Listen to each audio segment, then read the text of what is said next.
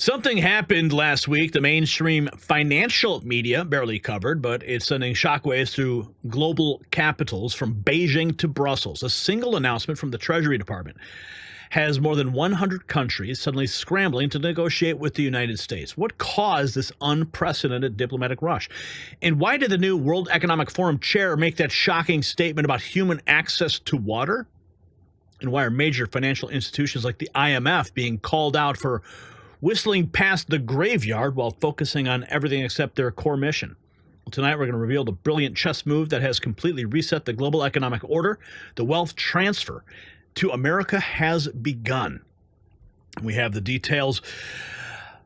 Just because winter's winding down doesn't mean the chill is gone. Cool mornings, unpredictable cold snaps, and drafty rooms can still leave you shivering and running for your central heat. Just isn't worth the high bills. That's why I keep using my portable secret weapon, a compact but portable mini heater that warms up any room in minutes without wasting energy. Whether I'm working in the office, relaxing in the living room, or winding down in the bedroom, this device delivers instant targeted warmth wherever I need it. Get yours today at staywarmnow.com and save up to 60%. Link down below. Now, earlier today, President Trump, in a very rare appearance, a press gaggle of sorts outside the White House, discussing trade. Let's listen to this breaking news. Clarify, Mr. President, on China. Are you thinking about lowering their tariffs? Fair deal with China. It's going to be fair. Are you talking to them actively now? Actively. Everything's active. Everybody wants to be a part of what we're doing. They know that they can't get away with it any longer, but they're still going to do fine. And we're going to have a country that you can be proud of, not a laughing stock all over the world for many years. You know, in 1913, they traded to the income tax system. We used to be all tariff, and we had no income tax, and we had the wealthiest country we've ever had proportionately.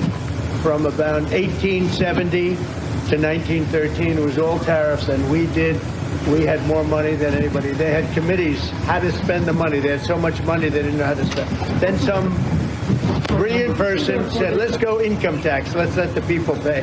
Now, we're going to be able to substantially lower taxes when this is finished. Clarify, Mr. President, on China. Are you thinking about... And he says we're going to have a fair deal with China. It's going to be fair. A country that you can be proud of. Everything's Clarify, Mr. President, on China. Are you thinking about lowering their tariffs? Fair deal with China. It's going to be fair. Are you talking to them actively now? Actively. Everything's active. Everybody wants to be a part of what we're doing. They know that they can't get away with it any longer, but they're still going to do fine. And we're going to have a country that you can be proud of, not a laughing stock all over the world for many. Sorry, I played that clip twice. We're putting up a beautiful, almost 100-foot tall American flag on this side, and another one. Talking about those flags, he was walking the grounds earlier.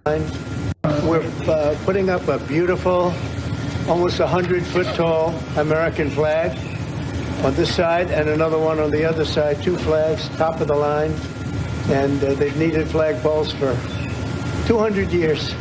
It was something I've often said. You know, they don't have a flagpole per se, so we're putting one right where you saw us, and we're putting another one on the other side on top of the mounds. It's going to be two beautiful poles. Mr. President, on China. President Trump on China. Paid for by Trump. Mr. President, how quickly? When did they tell you how they arrive at? And here talking about action, a lot of action going on, making a lot of money. This country, they all want to be involved with America, and we have a lot of action going on. We're making a lot of money, this country. This country is not going to be losing money on trade anymore. We were losing $2 trillion a year on trade. Now we're going to be making money, a lot of money. So that's very good. Every country wants to partake, even countries that have ripped us up for many, many years. China is an example, but it's not just China. European Union, they ripped us off for many, many years, and those days are over. We're going to make a lot of money for our people. We'll be able to lower taxes substantially, and we're going to be proud of ourselves. We're not going to be a laughing stock got taken advantage of by virtually every country in the world. They all want. No more will we be a laughing stock because the global economic order is being reset. While the media panics about tariffs, Trump's masterful trade strategy has countries lining up to make fair deals. America first doesn't mean America alone. Here's the Treasury Secretary. America alone. I wish to be clear. America first does not mean America alone. To the contrary, it is a call for deeper collaboration and mutual respect among trade partners. Far from stepping back, America First seeks to expand U.S. leadership in international institutions like the IMF and the World Bank. By embracing a stronger leadership role, America First seeks to restore fairness to the international economic system. The truth they won't tell you that for decades, successive administrations relied on faulty assumptions about fair trade. Here's more from the Secretary. Nowhere is the imbalance I mentioned earlier more obvious than in the world of trade. That's why the United States is taking action now to rebalance global commerce. For decades, successive administrations relied on faulty assumptions that our trading partners would implement policies that would drive a balanced global economy. Instead, we face the stark reality of large and persistent U.S. deficits as a result of an unfair trading system. Intentional policy choices by other countries have hollowed out America's manufacturing sector and undermined our critical supply chains, putting our national and economic security at risk. President Trump has taken strong actions to address these imbalances and the negative impacts they have on Americans. This status quo of large and persistent imbalances is not sustainable. It is not sustainable for the United States, and ultimately, it is not sustainable for other economies. Now, I know sustainability is a popular term around here, but I'm not talking about climate change or carbon footprints. I'm talking about economic and financial stability, the kind of sustainability that raises standards of living and keeps markets afloat. International financial institutions must be singularly focused on upholding this kind of sustainability if they are to succeed in their missions. Nowhere is the imbalance. China's economic system built on exporting its way out of economic troubles. Here's more from Secretary Bessent. Is in need of China in particular is in need of a rebalancing. Recent data shows the Chinese economy tilting even further away from consumption toward manufacturing. China's economic system, with growth driven by manufacturing exports, will continue to create even more serious imbalances with its trading partners if the status quo is allowed to continue. China's current economic model is built on exporting its way out of its economic troubles. It's an unsustainable model that is not only harming China, but the entire world. China needs to change. The country knows it needs to change. Everyone knows it needs to change, and we want to help it change because we need rebalancing too. China can start by moving its economy away from export overcapacity and towards supporting its own consumers and domestic demand. Such a shift would help with global rebalancing that the world desperately needs. Incredible results. More from the Secretary in response to the President's tariff announcement. More than 100 countries have stepped forward. Approached us. In response to President Trump's tariff announcements, more than 100 countries have approached us, wanting to help rebalance global trade. These countries have responded openly and positively to the President's actions to create a more balanced international system. We are engaged in meaningful discussions and look forward to talking with others. In response to the IMF's been whistling past the graveyard, he says. Once unwavering in its mission of promoting global monetary cooperation and financial stability.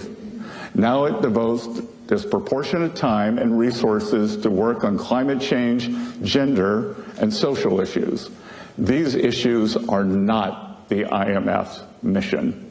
And the IMF's focus in these areas is crowding out its work on critical macroeconomic issues. The IMF must be a brutal truth teller and not just to some members. Today, the IMF has been whistling past the graveyard. Its 2024 external sector report was entitled Imbalances Receding. This Pollyannish outlook is symptomatic of an institution more dedicated to preserving the status quo than answering the hard questions. The IMF was once unwavering. The last administration ran up the largest peacetime deficit in our nation's history. What a shame. Here in the United States, we know we need to get our fiscal house in order. The last administration ran up the largest peacetime deficit in our nation's history. The current administration is committed to fixing this. We are open to critique, but we will not abide the IMF failing to critique the countries that most need it, principally surplus countries. In line with its core mandate, the IMF needs to call out countries like China that have pursued globally distorted policies and opaque currency practices for many decades. I also expect the IMF to call out unsustainable lending practices by certain creditor countries. Here in the United States. Now, as President Trump is fighting for American interests, the new World Economic Forum chair claims access to water is not a human right and calls it extreme. Check this out.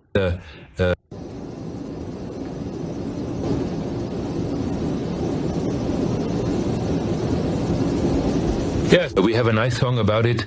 Water is needed by the deer livestock, Hollerai and Hollery, if you recall. So water is, of course, the most important raw material that we still have in the world today. It's about whether we privatize the normal water supply for the population or not. And there are two different viewpoints. The one viewpoint, extreme, I would say, is represented by the NGOs who insist that water is declared a public right. That means, as a human being, you should simply have the right to have water. That's the one extreme solution. Yeah, that's extreme, huh? Absolutely insane, but that's the World Economic Forum, the new chair. But the Trump strategy is working. India and Japan are on deck. They are. I mean, well, of course, but it sounds to me like they are. I mean, listen to what the administration said today. They've got all these trade agreements that are lining up right now. It sounds like India and Japan are on deck. It sounds like even the Treasury Secretary, Scott Bessent, is talking about getting something done with China here separately from all the other allies that we're dealing with. So it feels like the administration is moving towards a situation where they're going to be able to argue that the president's strong posture on tariffs brought people to the table, created more fair trade agreements, and put the American worker in a better position. That's my hope. I think if that's where they go, the markets will respond to that. And then hopefully the president will get the second half of his economic package, which has got to come from the Congress, who still needs to make the tax cuts permanent, do the energy changes, and so on and so forth. And here's the press secretary. We're doing very well with respect to trade with China. And he asked the president about this before coming out here, and he wanted me to share with all of you that we're doing very well in respect to a potential trade deal with China. As I mentioned, there have now been 18 proposals in more than 100 countries around the world who are wanting to make a deal with the United States of America, and the president and the administration are setting the stage for a deal with China. So we feel everyone involved wants to see a trade deal happen, and the ball is moving in the right direction. I asked. And here we have a true patriot taking the oath to support and defend the Constitution against all enemies, foreign and domestic. I solemnly swear do solemnly swear that I will support and defend that I will support and defend the Constitution of the United States the Constitution of the United States against all enemies, against all enemies, foreign and domestic, foreign and domestic, that I will bear true faith that I will bear true faith and allegiance to the same, and allegiance to the same, that I take this obligation freely that I take this obligation freely without any mental reservation without any mental reservation or purpose of evasion, or purpose. So the trade revolution we've uncovered isn't just changing economic policy, it is completely rebalancing global order. Treasury Secretary Scott Bessent's statement that America first does not mean America alone signals a fundamental shift. Fair trade, not free trade. Will now be the rule? I hope so.